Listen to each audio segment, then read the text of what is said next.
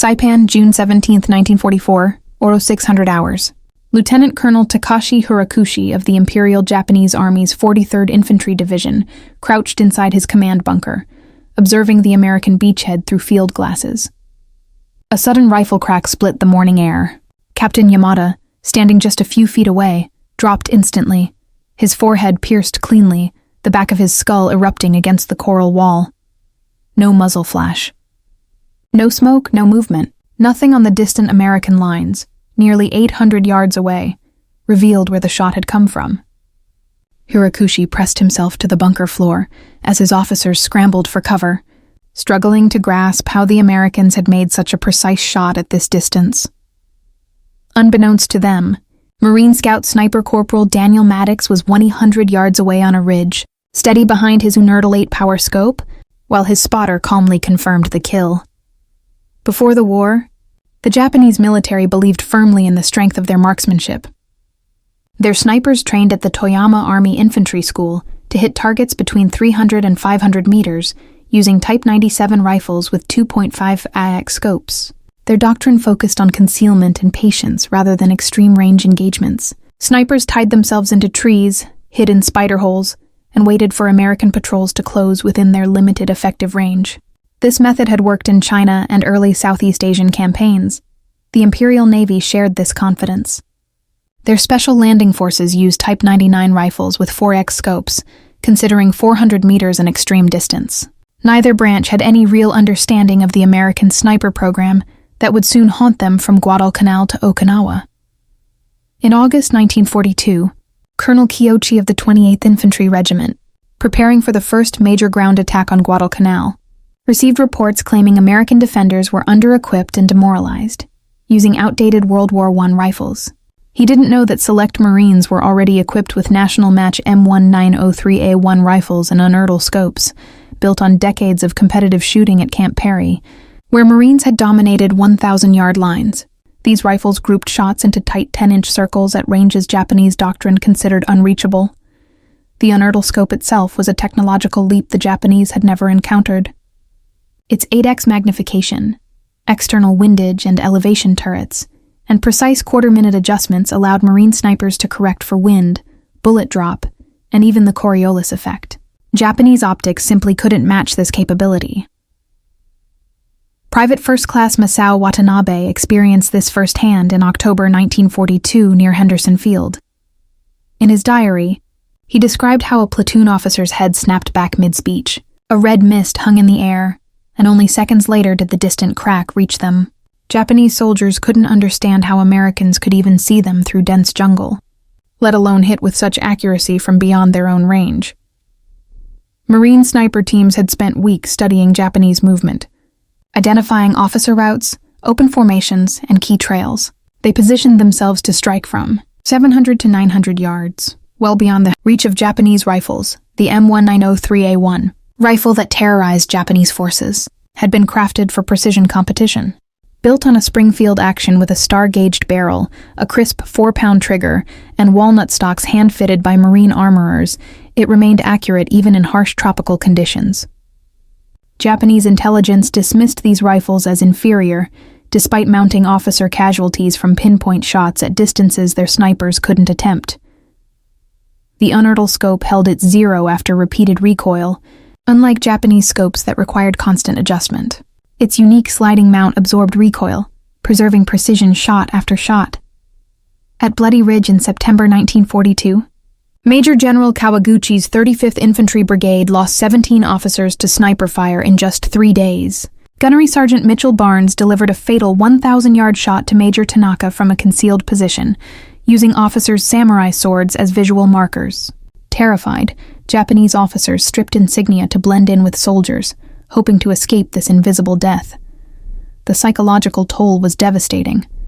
Lieutenant Commander Ishiawa of the Yokosuka 7th Special Naval Landing Force later wrote that American snipers had demon eyes capable of killing from unseen distances. His men were paralyzed by fear, not from machine guns or mortars, but from unseen riflemen picking off leaders one by one. Survivors crawled hundreds of meters to avoid the invisible threat. Marine snipers, positioned over 100-200 yards away, methodically targeted leadership, Captain Sakai Oba, who led Saipan's resistance after its fall, recorded that the greatest fear among his men wasn't tanks or infantry, but these ghost shooters who struck from beyond comprehension. Some soldiers even believed the Americans had invented an invisible death ray. In reality, snipers like Corporal Robert Holmes had mastered Saipan's winds, heat shimmer and humidity, adjusting their Unertl-equipped rifles to hit consistently at over 1,000 yards. Japanese intelligence failures played a key role. They overlooked the Marine Corps' deep marksmanship traditions, dating back to the Banana Wars, where advanced sniper tactics were born. By World War II, the M1903A1 with Unertl optics had become a refined, deadly system capable of precision far beyond Japanese expectations. Colonel Tadashi Suzuki of the 31st Army dismissed early sniper reports as exaggerations. He changed his mind only after witnessing Major Yoshida's death from nearly 900 yards away. Captured equipment revealed the Unertl scope's clarity and precise controls. Unlike anything in Japanese service, Marine Scout sniper platoons, including the famed 40 Thieves under Lieutenant Frank Tchaikovsky, revolutionized Pacific warfare. Their precision fire didn't just kill officers, it disrupted command, halted movements, and forced Japanese troops underground. Fear alone reshaped Japanese battlefield behavior. Lieutenant Hiroshi Kobayashi wrote that the Americans had stolen the warrior's honor, turning combat from spiritual strength to cold mathematics. The M1903A1's superiority extended beyond optics. Match-grade Sierra boat-tail ammunition ensured stable velocity and accuracy. Powder charges were weighed to 1/10 of a grain. Brass was hand-selected, and every detail was optimized for precision at distances Japanese soldiers considered theoretical. Even after understanding the weapon's power, Japan lacked the capacity to produce a rival. These same principles later shaped the career of Gunnery Sergeant Carlos Hathcock in Vietnam, who used a similar Unertl-equipped rifle. But the foundation was laid on the Pacific Islands, where Marine sniper teams like Sergeant John Basilone's proved that long-range precision could shape entire battles. They eliminated machine gunners, artillery spotters, and officers before attacks could form. Colonel Shuji of the 230th Infantry Regiment described American sniper fire as the hand of death, removing Japan's best leaders. The M1903A1 became a weapon both feared and studied. Private Kenji Yamamoto of the 17th Army wrote in his diary about finding one of these rifles on Bougainville. He marveled at its long barrel, surveyor-like scope, smooth action, and precision knobs that moved impact in exact quarter-minute increments. It felt like sorcery to soldiers trained to rely on instinct rather than calculation. Lieutenant Colonel Masashi Ogawa, one of the few senior survivors at Tarawa, testified that sniper fire decapitated Japanese command within 24 hours. Admiral Shibasaki and his staff were killed attempting to move between posts. Japanese commanders operated blind, unable to regroup without exposing themselves to lethal accuracy. Snipers could identify officers not by insignia, but by behavior, posture, movement, the way others deferred to them. Magnified 8 times, these details were obvious. By the Battle of Peleliu, in September 1944, Japanese commanders understood the threat. Colonel Nakagawa ordered officers to wear enlisted uniforms, avoid gatherings, and move only through tunnels, proof that understood. Here's a professionally rewritten version of your provided transcript, following your 6 rules. The structure, tone, and length are preserved, with simplified vocabulary, smoother flow, and minor refinement. Despite their experience, the Marines lost 43% of their company-grade officers to sniper fire during the first week of fighting. Marine Scout snipers had refined their methods, using the superior optics of their Unertl scopes to locate Japanese soldiers through the smallest openings in enemy fortifications. They fired through gun ports, ventilation gaps, and cracks between coral boulders, using their M1903A1 rifles like surgical tools to dismantle defensive positions from ranges where return fire was impossible. This forced Japanese troops to remain underground during daylight hours, unable to observe Marine movements, repair fortifications, or coordinate defenses without risking instant death from unseen marksmen on distant ridgelines. Master Sergeant Tetsuo Harata of the 14th Infantry Division's Sniper Unit, one of the few Japanese snipers to survive Peleliu, described the futility of countering American snipers. His Type 97 rifle, with its 2.5x scope, could not clearly identify targets at the long distances where American snipers operated. Japanese soldiers tried locating Marine snipers by sound, but the bullet's crack arrived before the shot's echo, making direction impossible to determine. Even when they spotted possible firing positions, their rifles lacked the range and precision to respond effectively. They had to wait helplessly for Marines to come within 400 meters, enduring steady losses from marksmen firing from 3 times that distance, a technological mismatch Hirata, compared to fighting muskets against modern rifles.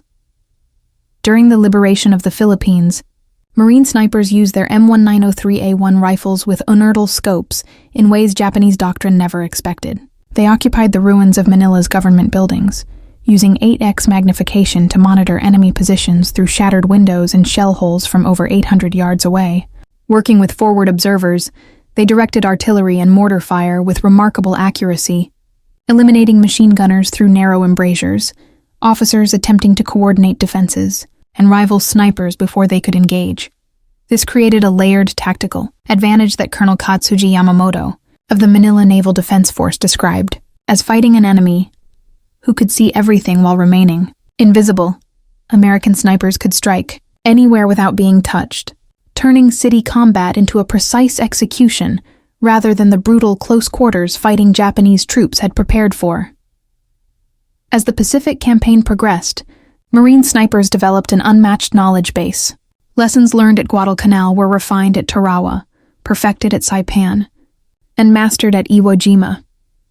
Each generation passed down practical wisdom: how to read wind patterns over water versus land, account for heat distortion from coral sand, and adjust for humidity differences between sea level and mountain terrain. These insights, documented in after-action reports, formed a complete doctrine for long-range precision shooting in tropical environments.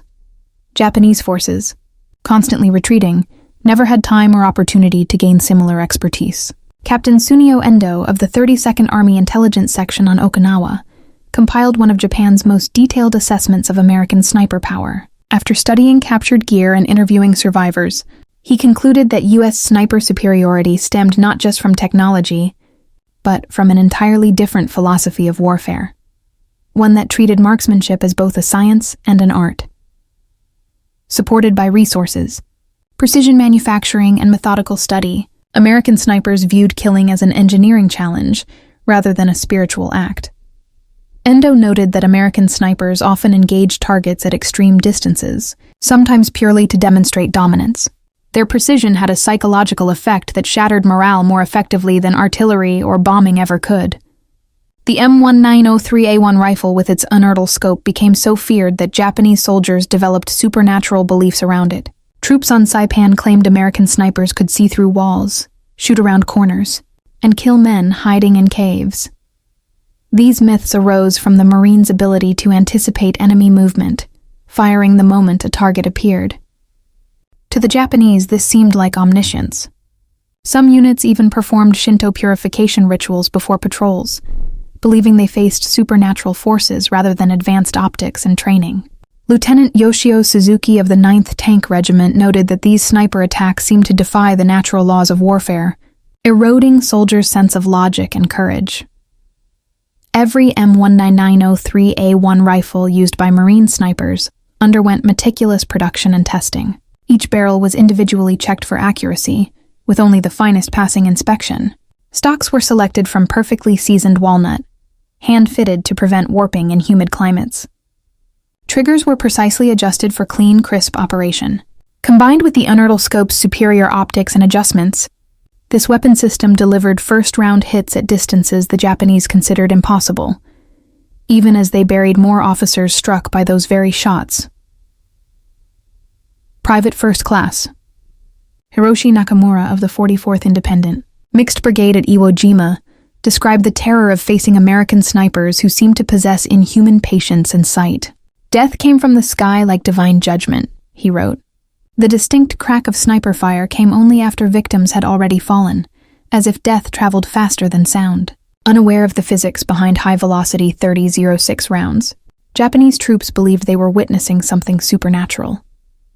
The Unertl scope's 8x magnification gave Marines unmatched observational power. They could study enemy routines, identify leaders by behavior, and uncover hidden supply routes invisible to the naked eye. Many sniper teams spent more time observing than shooting, providing critical intelligence for higher command, something Japanese doctrine never envisioned for their own snipers, who were trained only as isolated killers. Corporal Yukio Tanaka of the Naval Guard Force on Tinian recounted a daylight patrol where 5 of his 8 men were killed by unseen sniper fire from beyond 1,000 yards. Each shot struck center mass or head, instant kills. The survivors crawled back for hours through razor-sharp cane fields, terrified to stand.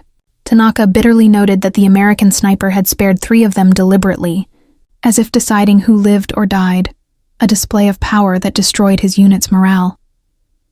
The M1903A1 and Unertl scope combination proved more durable than even Marine armorers expected. Rifles endured months of jungle warfare without losing accuracy, and scopes stayed clear despite exposure to rain, ash, and dust. This reliability allowed snipers to operate deep behind enemy lines for days, living off captured rations and striking key targets at will. Japanese snipers, by contrast, were tied to their units for resupply and orders, limiting their effectiveness. Lieutenant Colonel Hideyoshi Obata on Guam attempted the most extensive Japanese counter-sniper campaign, training marksmen, using decoys, and even deploying captured Soviet anti-tank rifles for range parity. After 3 weeks, he failed to confirm a single Marine sniper kill, losing 12 of his own men instead. He concluded that American sniper dominance could not be countered with Japan's existing resources and advised commanders to accept sniper losses as unavoidable. The contrast in training mirrored the nation's different military cultures. Marine snipers were chosen from expert marksmen and trained intensively in ballistics, camouflage, anatomy, and environmental effects on bullet flight. They learned patience, to wait hours or days for the perfect shot. Japanese officers, steeped in Bushido ideals, viewed such technical precision as lacking spirit. Logistical support further widened the gap. Each Marine team received match-grade ammunition, precision cleaning tools, spare parts fitted to their rifles, and gear for long missions. Japanese snipers, short on resources, used inconsistent ammunition and standard infantry weapons, forcing constant adjustments. Major Misawa Maruyama of the 2nd Sai Division reported losing more officers to sniper fire than any other cause during the Guadalcanal assault, calling the jungle a killing field where no distance was safe.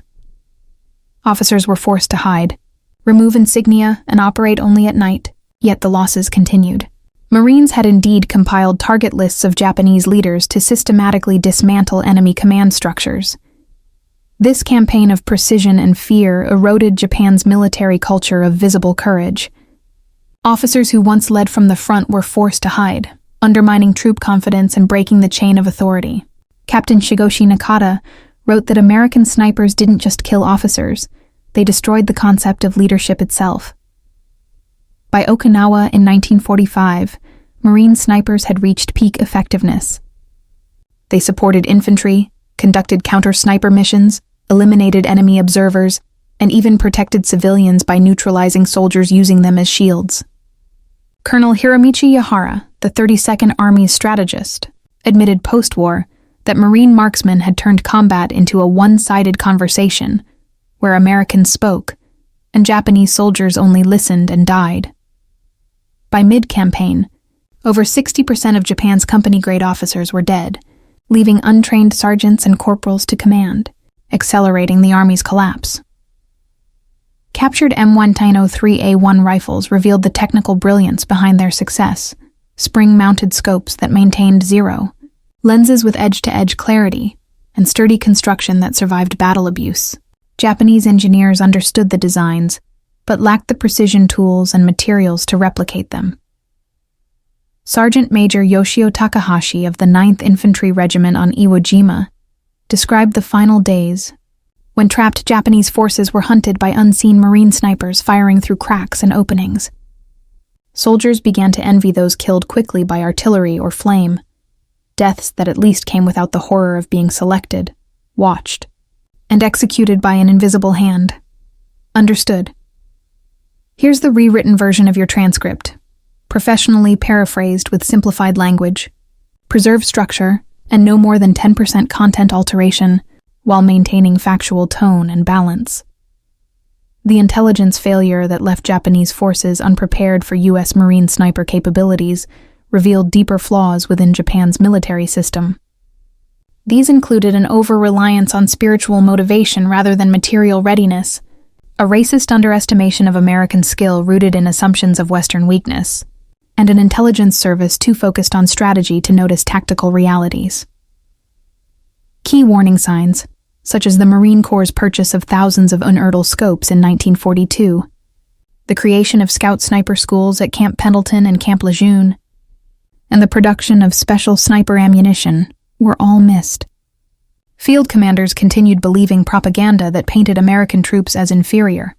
Private Toshio Yamada, a runner with the 38th Infantry Regiment on Guadalcanal, survived several encounters with Marine snipers while delivering messages between isolated Japanese units. He claimed to sense when he was being watched through a rifle scope, describing it as a chill along his spine that made him instinctively drop, move, or hide just before a bullet struck where he had stood. Yamada believed humans retained a primal sense of being hunted, a feeling that, while unreliable, sometimes saved lives. Others who ignored it often died instantly from headshots fired from hidden positions hundreds of yards away. The Marine Scout Snipers. M1903A1 rifles were selected through a testing process the Japanese would have viewed as wasteful. Only rifles that could group within 1 minute of angle at 300 yards were used for national matches. The best performing rifles from those matches were then converted into sniper weapons with Unertl scopes. Perhaps one rifle in 50 met the standard. Japanese manufacturing could not match this level of precision even for top-tier weapons, leaving their snipers with rifles that grouped 3 to 4 minutes of angle on good days. Captain Kenji Yamaguchi, an intelligence officer with the 14th Area Army, collected data across the Pacific showing that Marine snipers made up less than 1% of total American personnel, yet caused over 15% of Japanese officer casualties, a level of effectiveness unmatched by any other weapon. He noted that losing experienced officers had a compounding effect. Replacements were less capable, died quickly, and left units leaderless, turning organized retreats into routes, and planned defenses into isolated resistance pockets easily, crushed by American combined arms tactics. The precision needed to produce Unertl scopes was far beyond Japanese industry's capacity. Lenses were ground with tolerances measured in fractions of light wavelengths. Mechanical parts were machined to thousandths of an inch and assembled in climate-controlled clean rooms. Meanwhile, Japanese factories were worn down, damaged by bombing, and staffed by exhausted workers using deteriorated tools, conditions that widened the quality gap as the war progressed. Lieutenant Saburo Sasaki, one of the few surviving Japanese snipers from Guadalcanal to the Philippines, later testified that engaging Marine Scout snipers was essentially suicide. Japanese marksmen were spotted and killed before ever finding their targets, by riflemen they never saw, firing from distances they couldn't reach. Eventually, Japanese snipers stopped trying to counter the Marines, focusing instead on closer-range targets. The idea of conceding the long-range fight was unthinkable for a military that had once considered itself spiritually superior. The evolution of Marine sniper tactics created an institutional, knowledge base Japan could not replicate. American lessons were recorded, analyzed, and distributed through reports and training programs, ensuring experience wasn't lost when veterans rotated home or fell in battle. In contrast, Japan's focus on individual intuition and spiritual strength meant valuable knowledge died with each soldier. Lieutenant Colonel Toshio Watanabe condemned this failure as criminal negligence by superiors more concerned with pride than preservation. Marine sniper ammunition provided another hidden advantage. Each cartridge was match grade, with bullets weighing exactly 172 grains and precisely measured powder charges that produced near-identical velocities. Cases were weight-sorted and neck-turned for uniformity, giving Marine snipers reliable accuracy even at extreme distances. Japanese snipers, by contrast, used standard ammunition with wide velocity variations, making accurate long-range fire nearly impossible. Colonel Masaharu, Homa of the 14th Infantry Division, documented 27 instances during the Palau campaign, where supposedly unreachable Japanese positions were destroyed by Marine sniper fire. Observation posts perched on cliffs were hit from neighboring islands over 800 yards away. Machine guns hidden in coral caves were neutralized through 8-inch slits, and command posts deep in ravines were eliminated by shots fired from mountain ridges, feats that defied what Japanese training had taught about safe distances. The psychological profile of Marine Scout. Snipers also differed greatly from Japan's ideal soldier. Rather than aggressive zeal, Marines valued patience, composure, analytical thinking, and the ability to stay motionless for hours. They approached shooting as a science, calculating wind drift and bullet drop with slide rules and recording every environmental factor in data books. Japanese snipers, relying on instinct and fighting spirit, could only score occasional lucky hits. Warrant Officer Tanaka of the Special Naval. Landing forces described how Marine sniper fire pinned his men down on Tinian's airfields. He wrote that death whispered constantly from the ridgelines, forcing movement only at night and never along predictable routes. Despite precautions, men kept dying from invisible shots. Fear of unseen snipers caused severe combat fatigue among his troops. Stress not from bombardment, but from the constant dread of being killed without warning. The M1903A1 rifle's superiority stemmed from design decisions made decades earlier. Its controlled feed action ensured smooth chambering, the long sight radius aided precision even with damaged scopes, and the sturdy extractor prevented malfunctions. Built from high-quality steel to match-grade standards, these rifles remained accurate through thousands of shots. Japanese Type 97 and Type 99 rifles, made from inferior materials, quickly lost precision due to barrel wear. General Mitsuru Ushijima's final assessment before his ritual suicide on Okinawa was grim. He wrote that Americans had transformed combat from a test of courage into a science of calculation, where victory belonged not to the brave, but to those who could measure wind and trajectory with precision.